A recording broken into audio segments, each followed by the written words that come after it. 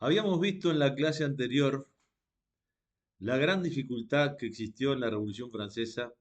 entre la teoría y la práctica. Si bien hubo una Declaración de Derechos en 1789, la Declaración de los Derechos del Hombre y el Ciudadano, que era muy revolucionaria en la teoría, en la práctica fue muy difícil de aplicar. Otra dificultad muy grande que tuvo la Revolución Francesa es que esa Declaración de Derechos del Hombre y del Ciudadano no contemplaba a la mujer. Por lo tanto, también generó problemas internos muy graves en la sociedad. Hacia 1791, cuando se sanciona la Constitución, la primera Constitución revolucionaria, luego de la Declaración de Derechos de 1789, comienza otro punto de inflexión en la Revolución Francesa. La mayoría de los historiadores pueden ver el periodo más álgido o más eh, combativo o más polémico o más confuso o de mayor actividad política, más acelerado, entre 1789 y 1794. En ese periodo tenemos Declaración de Derechos del Hombre y del Ciudadano, Constitución de 1791, 2 años más tarde, el rey que parece que acepta la Constitución, pero después no la acepta, o sea, parece que acepta la revolución, pero no, y en 1792 radicalización de la revolución, es decir, pasamos de una declaración de derechos que pone énfasis sobre todo en la propiedad, en la igualdad y en derechos que son de estilo liberal, a una revolución cada vez más radical, más en búsqueda de la igualdad, de la justicia social. Pues bien, después de la Declaración de Derechos del 89 y la Constitución del 91, se inicia un periodo que es necesario en toda revolución, o más que necesario, es, es comprobado históricamente que no se pueden realizar cambios profundos solo desde la letra, solo desde el discurso, sino que tiene que haber guerra. Porque cuando hay intereses tan opuestos entre los que quieren cambiar de forma tan radical una nación o un país y los que quieren mantener esos privilegios, inevitablemente se llega a la guerra. Más aún, siendo Francia una potencia dentro de lo que era Europa hacia finales del siglo XVIII, una potencia en cuanto a territorio, en cuanto a población, y teniendo una profunda influencia en sus vecinos, con su revolución, con la eliminación de la monarquía absoluta, que era lo que reinaba, lo que predominaba en toda Europa, excepto en Inglaterra, como habíamos visto, va a generar conflictos, polémicas y guerra a nivel interno y externo. A nivel interno,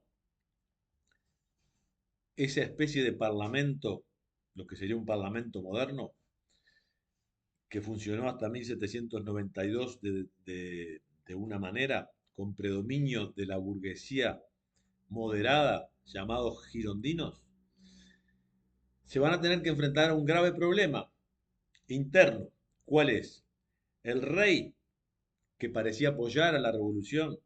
en un principio a la Constitución, pero que también había abandonado los estados generales un poco por la fuerza en 1789 y que por eso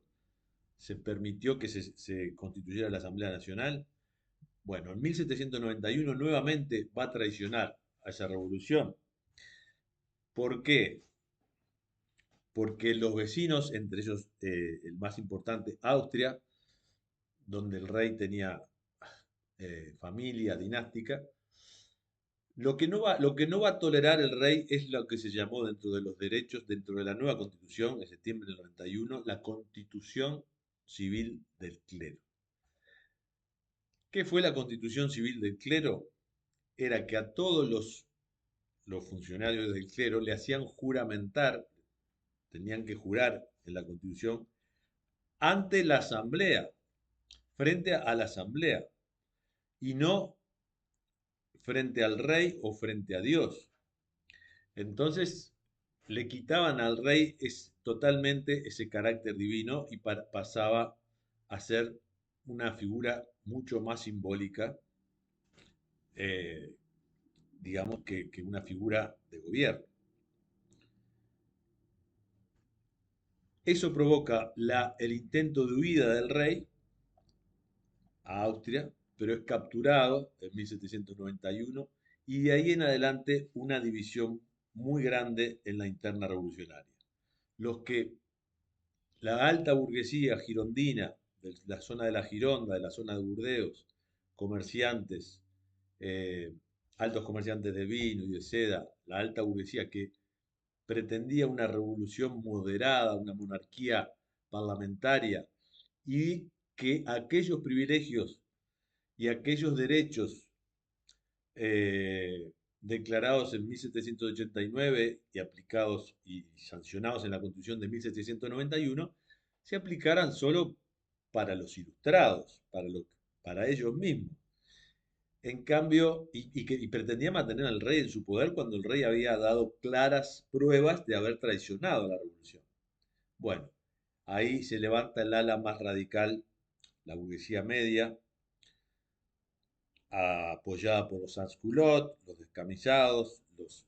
desocupados, los artesanos, los campesinos, todo ese sector llamado los jacobinos, pasan a tomar el poder de la asamblea porque tienen que tomar medidas radicales.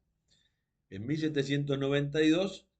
en agosto, se encarcela al rey y se va a demorar hasta enero del 93 para su ejecución. La ejecución del rey, tan demorada y por la oposición de los girondinos y por la tradición y por el miedo a ejecutar a un rey, lo que eso significaba para los reinos vecinos, pese a que Inglaterra lo había hecho un siglo antes, va a dejar a la asamblea dividida, pero los jacobinos van a tomar el poder y finalmente en enero de 1793 se va a ejecutar a Luis XVI y a la familia real, acusado de conspiración y de traicionar a la revolución. Empieza entonces un periodo entre 1792 y 1794 de guerra interna y guerra externa. A nivel interno, los jacobinos que predominan en la asamblea, en el poder legislativo, van a tratar de concentrar el poder cada vez más en menos manos, porque tienen que enfrentar a los contrarrevolucionarios girondinos, que querían la monarquía constitucional y que se opusieron a la ejecución del rey, y que quieren una revolución moderada. Mientras que los jacobinos quieren una revolución mucho más igualitaria, ponen mucho más énfasis en la igualdad, en la justicia social, que en la libertad y en la fraternidad, que eran los tres eslóganes de la Revolución Francesa al comenzar. Y además van a tener que enfrentar desde 1792 la guerra con el exterior, contra Austria, en primer lugar, inmediatamente seguido de Prusia, que también que era un reino, una monarquía, lo que sería la parte más importante de Alemania, que también se opone a la Revolución Francesa y a toda la Declaración de Derechos y a todos los aspectos y los cambios más revolucionarios. Entonces, esa doble guerra interna y externa va a llevar a que los jacobinos, que dominan el parlamento, digamos, la Asamblea General, se vuelva cada vez más ejecutivo, más centralista, el poder recaiga en pocas manos, se arme a la mayor, se provoque la leva forzosa, se va a reclutar a todos los hombres entre 18 y 25 años que estén en condiciones de ir a la guerra en el frente interno o en el frente externo. Entonces la revolución pasa de una revolución moderada relativamente, aunque era una revolución fuerte para el momento, a una revolución mucho más radical, que tiene dos objetivos principales. Repeler al enemigo externo, que no, que no se entrometa en los asuntos internos de Francia, y al enemigo interno que querían quedarse con una revolución más moderada. Es también considerada la época del terror, porque bueno, se va a hacer muy duro el gobierno jacobino,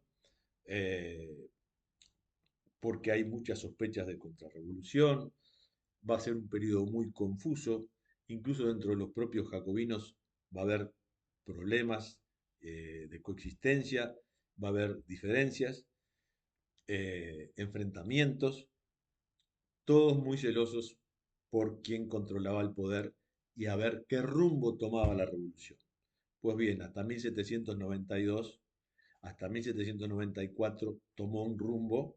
que es este que estamos planteando, ese de asegurar la revolución, que no fuera traicionada ni internamente, ni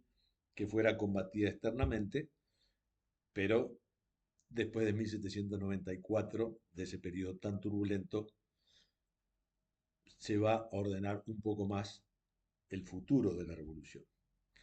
Pero eso lo vamos a ver en la próxima clase. Nos vemos.